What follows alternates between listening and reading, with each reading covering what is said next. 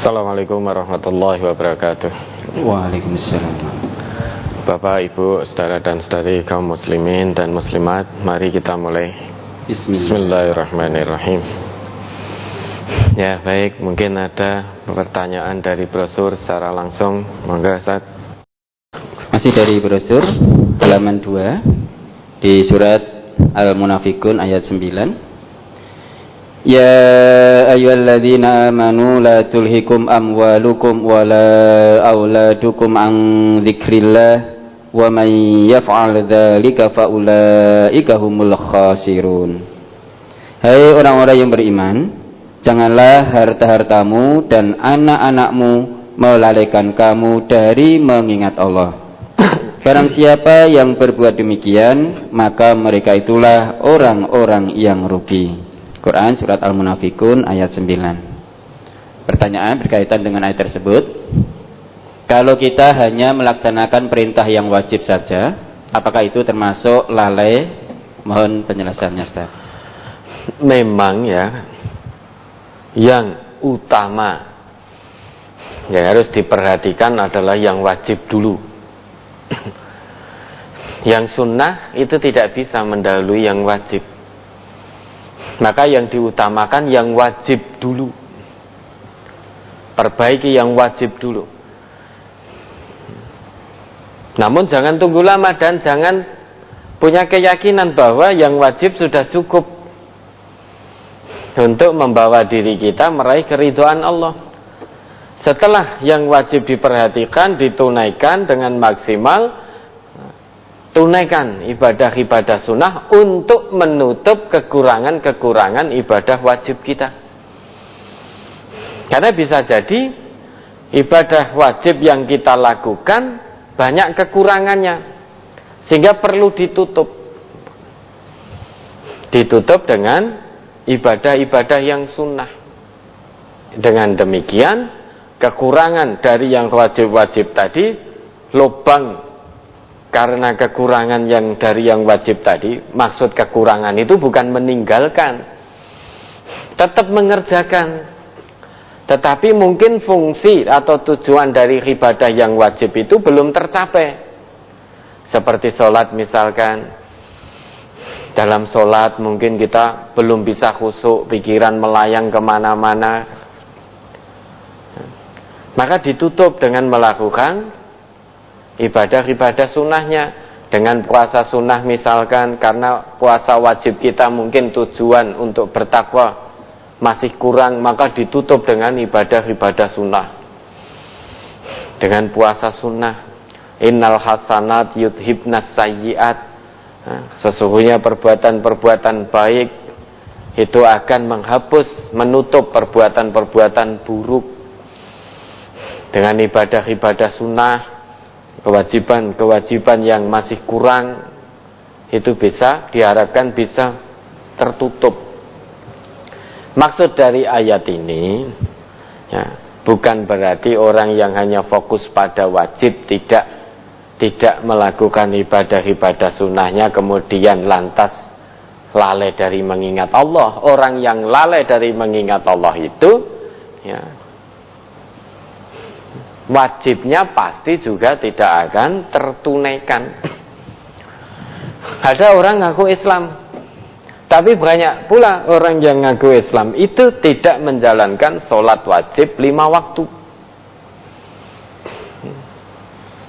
tetapi rutin menjalankan sholat Id setiap tahunnya, rutin.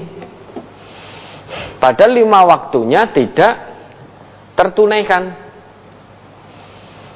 tetapi sholat Idul Fitri, Idul Adhanya tidak pernah ketinggalan. Meski Idul Fitri, Idul Adha terus tertunaikan, namun dia tidak sholat 5 waktu sebagaimana itu merupakan kewajibannya, maka orang ini orang yang lalai kepada Allah, lalai mengingat Allah. Ada sementara orang yang ngaku Islam, rutin menjalankan puasa sunnahnya, namun nek Ramadan ratau poso. Apakah ini bukan orang lalai? Ini lalai karena kewajibannya tidak tertunaikan, meski sunnah-sunnahnya tertunaikan. Orang yang lalai itu, ya, dia akan lalai terhadap kewajibannya. Maka yang utama kita fokus pada yang wajib dulu. Namun jangan dituruti kata setan. Nanti ketika kita mau menjalankan yang sunnah, setan akan muncul dengan bisikan-bisikannya. Nah, yang penting kan wajib. Wajib itu kalau kamu sudah tunaikan, sudah, kamu nggak berdosa. Kalau kamu mau menunaikan sholat sunnah, misalkan rawatib, qobliyah atau ba'diyah, kan itu hanya sunnah. Tidak kamu tunaikan, tidak berdosa. Yang penting sholat wajibnya sudah kamu tunaikan. Maka tidak perlu sholat rawatib, wong ora dosa. Tidak perlu sholat duha, wong ora dosa. Nah, ngopo kesel-kesel ngoyo-ngoyo, nahan kantuk, nahan letih untuk bangun sholat tahajud. Kamu nggak tahajud juga tidak berdosa. Itu bisikan-bisikan setan. Dengan sesuatu bisikan yang sangat lembut, banyak di antara kita yang tergoda. Oh iya ya, yang penting sholat wajib saya. Kalau sudah tertunaikan, tidak zuhur, tidak tahajud, tidak rawatib, wong ora dosa. Setan itu tidak mau hamba Allah mendapatkan kebaikan yang lebih. Tahajud itu kebaikan yang lebih, nafilatan lak, ibadah tambahan, sehingga mendapatkan kebaikan lebih dari Allah. Setan tidak suka itu. Kalau ada hamba Allah yang wajib-wajib tertunaikan, setan tidak putus asa, maka akan menghalangi hamba Allah menunaikan yang sunnah-sunnah dengan bisikan-bisikan yang semacam itu. Nah, mari kita rasakan, mungkin selama ini ada bisikan kita yang kita rasakan dalam hati. Hari Senin, wah kita pengen puasa Senin sunnah. Setan bisiki, ngopo poso wong kowe ra poso ya ora apa-apa kok. Yang penting nanti kalau Ramadan kamu puasa. Oh, kayaknya bisikan apik toh itu dari setan. Setan itu tidak mau hamba Allah mendapatkan kebaikan yang lebih. Tatawuk itu setan tidak mau. Zakat misalkan, sing wajib ki mung 2,5%. Sing wajib itu hanya 2,5%.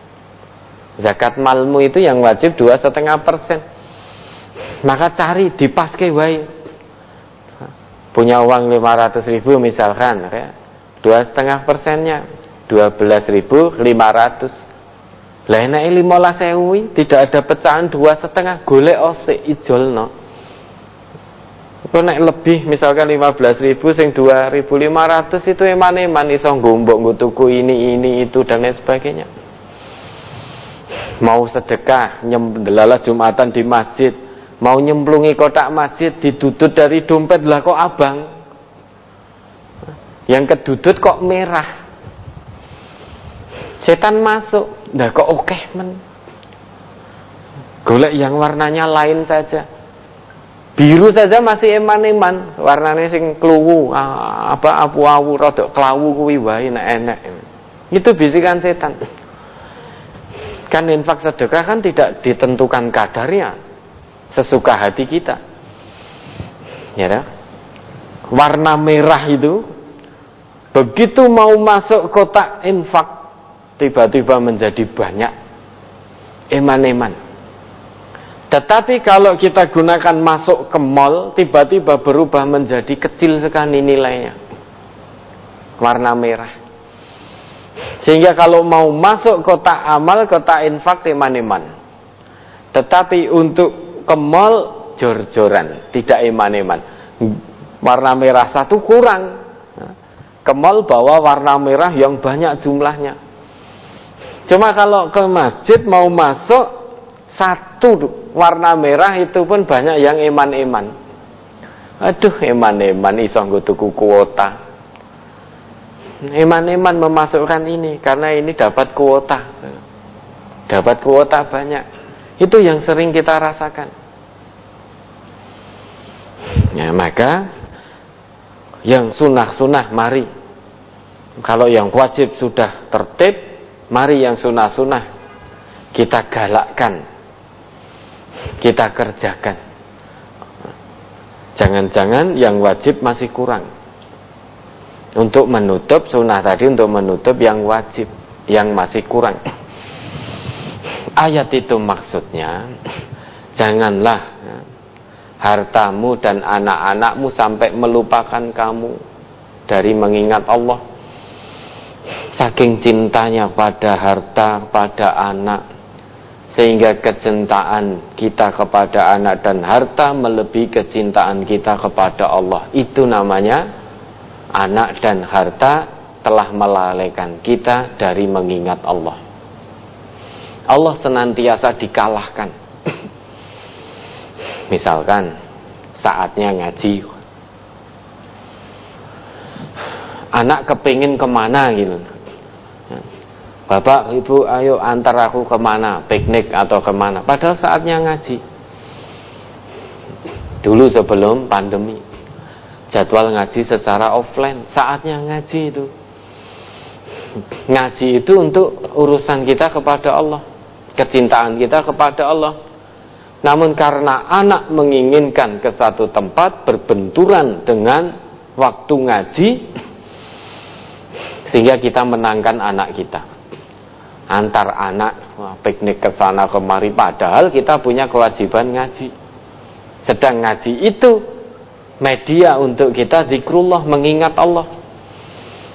Namun ternyata kita lebih mementingkan keinginan anak. Anak ini nangis ngedrel, waduh iki piye wayahe ngaji, bimbang akhirnya. Wah, daripada keinginan anak tidak keturutan, piye-piye no yo anak ya. Saya cinta pada anak saya, nuruti anaknya, kalahkan ngajinya. Lah ini berarti anak punya potensi untuk menghalangi kita dari mengingat Allah, menomorduakan Allah. Tapi menomorsatukan anak dan menomorduakan Allah itu contoh saja, contoh kecil. Banyak contoh-contoh lagi di kehidupan nyata di dunia yang kita lalui setiap hari ini. Gitu. Berapa banyak orang tua yang kalah. Gugah anaknya subuh loh, banyak sing mesake. Kasihan, tidak tega. Padahal sholat itu puncak seseorang untuk zikrullah. Puncak seseorang mengingat Allah ya sholat. Tetapi banyak orang tua yang mesake ketika membangunkan anaknya untuk berdiri sholat, apalagi suasana dingin, turun hujan lebat, angin agak kenceng. Yang ada waktu subuh anaknya tidak dibangunkan, malah selimutnya semakin dibetulkan oleh orang tuanya. Ada orang tua yang seperti itu. Berarti ini telah melupakan dari mengingat Allah. Padahal puncak zikrullah itu sholat. Sholat itu puncak dari kita mengingat Allah. Ada pula orang yang rela kehilangan sholatnya hanya untuk mengejar harta. Dulu di awal-awal Islam, Nabi sedang berkhutbah, datang kafilah dagang. Orang awal-awal Islam yang belum paham meninggalkan Nabi berdiri, seorang diri berkhutbah. Maka turun ayat itu. Ayatnya gimana? Wa idza ra'au tijaratan aw lahwan faddu ilaiha wa tarakuka qa'ima. Qul ma 'indallahi khairum minal lahwi wa minat tijarah wallahu khairur raziqin. Meninggalkan Nabi padahal Nabi sedang berkhutbah, menyampaikan wahyu-wahyu, nasihat-nasihat, risalah dari Allah. Lah kok datang kafilah dagang, diskon 50%, 70%, 90%. Orang-orang pada berhamburan lari meninggalkan Nabi, berdiri seorang diri mengejar kafilah dagang tadi. Sama dengan kita. Panggilan sholat datang karena masih sibuk urusan dunia, sibuk urusan dagang, jual beli, urusan pekerjaan, padahal panggilan untuk sholat Jumat sudah didengar. Mah engkosik. Coba seandainya kita dihadapkan pada dua pilihan, tidak ada pilihan yang ketiga. Awal waktu sholat Jumat sehingga mendengarkan khutbah, rentetan sholat Jumat itu sampai selesai, namun kita kehilangan keuntungan dunia 100 juta karena tanda tangan proyek dilakukan ketika sholat Jumat, waktu Jumat. Atau kita mendapatkan Jumat, pahala Jumat, kebaikan Jumat, tetapi kita kehilangan proyek 100 juta, atau kita mendapatkan keuntungan dunia 100 juta namun kehilangan pahala Jumat. Pilihannya hanya dua. Keuntungan 100 juta akan kita dapat saat kita tanda tangannya itu di waktu Jumat, pas sholat Jumat. Kalau kita melewatkan tanda tangan itu, niscaya kita tidak akan mendapatkan keuntungan 100 juta. Karena ini kebetulan klien, ini tanda tangan, pokoknya waktunya ini, delala itu waktu Jumat. Kalau kamu tanda tangan, maka dapat keuntungan 100 juta. Lah tanda tangan nanti setelah selesai Jumat, enggak, pokoknya tanda tangan saat ini, pas waktu Jumat. Kalau di luar Jumat sudah tidak berlaku proyek. Nah, proyeknya sudah gagal. Nah, kira-kira kalau dihadapkan pada dua pilihan ini, kita pilih mana? Ya. Kita pilih mana? Keuntungan duniawi atau keuntungan ukhrawi? Keuntungan duniawi berarti kita mendapatkan keuntungan 100 juta dan melakukan tanda tangan di waktu Jumat itu sehingga kehilangan Jumat. Kita mendapatkan keuntungan duniawi. Kalau keuntungan ukhrawi itu berarti kita tidak tanda tangan proyek itu, tapi kita mengikuti, menunaikan ibadah Jumat mulai dari awal. Tentu ya, pilih mana? Pilihan sulit ini. Tapi banyak manusia yang milih mendapatkan keuntungan duniawi daripada keuntungan ukhrawi. Sing tuku je akeh tak dolane sik. Kan iki lagi khutbah pertama, kan baru khutbah pertama, nanti masih ada khutbah kedua. Setelah khutbah kedua, nanti kan masih ada qomat lah. Nanti saja kalau pasti qomah saya lari. Banyak manusia yang seperti itu karena iman-iman nanti pembelinya lari. Dia tidak sadar bahwa dia bisnis berjual beli yang menggerakkan hati dan kaki pembeli datang ke tempatnya itu Allah, itu lupa. Jangan takut untuk meninggalkan keuntungan dunia, untuk bersegera memenuhi panggilan sholat. Jangan takut. Karena kata Allah, Kul ma'indallah khairum minal lahwi wa minat tijarah.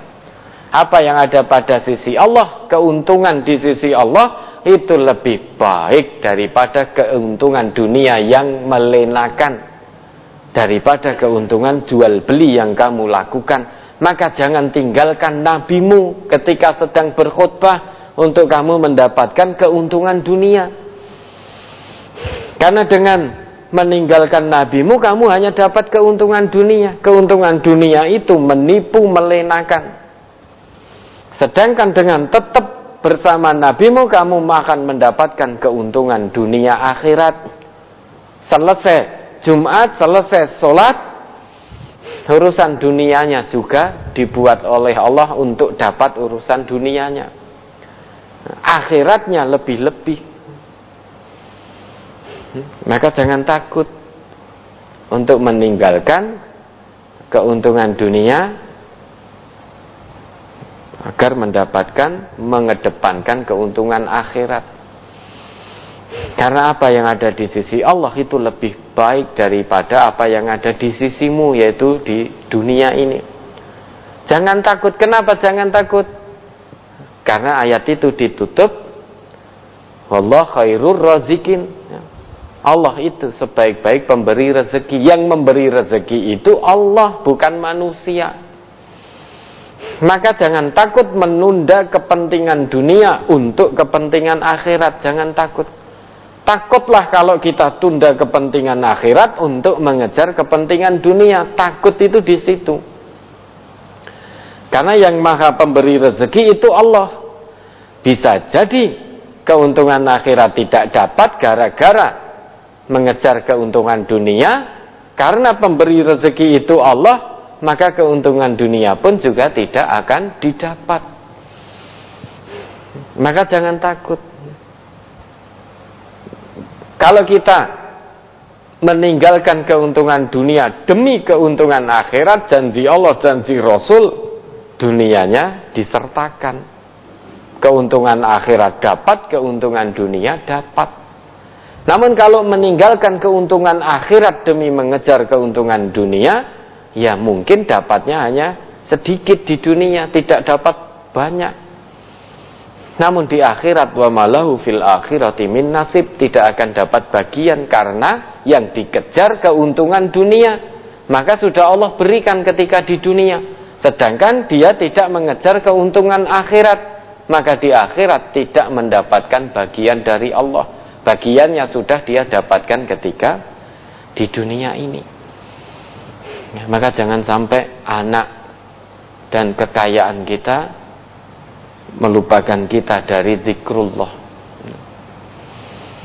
Ya, ada lagi.